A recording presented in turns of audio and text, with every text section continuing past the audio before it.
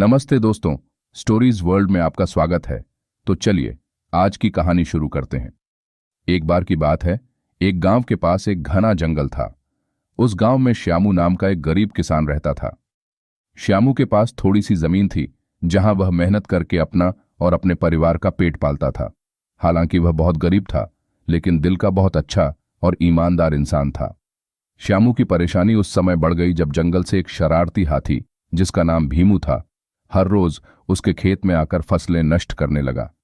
भीमू बहुत बड़ा और ताकतवर था। जब भी श्यामू उसे भगाने की कोशिश करता, भीमू जोर जोर से चिंघाड़कर उसे डराकर भगा देता। श्यामू के पास अब खाने तक के पैसे नहीं बचे।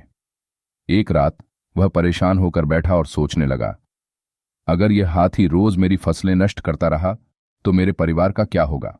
मुझे कुछ न कुछ करना ही होगा। दूसरे दिन श्यामू ने एक योजना बनाई। उसने अपने खेत के पास एक जगह पर केले और गुड़ से भरी हुई टोकरी रख दी। टोकरी के पास उसने शहद का एक घड़ा भी रखा।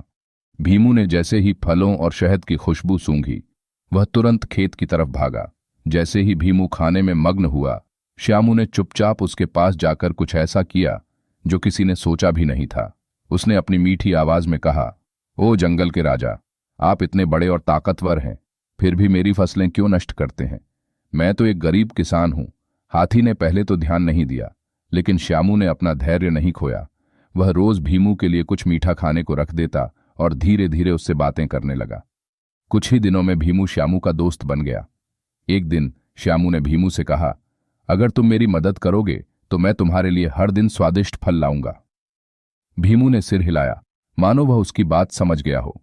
इसके बाद जब भी कोई जंगली जानवर श्यामू के खेत के पास आता, भीमू उसे भगा देता। श्यामू ने भीमू की मदद से अपने खेत में काम करना शुरू किया। भीमू अपने बड़े बड़े दांतों से खेत की जुताई में मदद करता और फसल की रखवाली भी करता।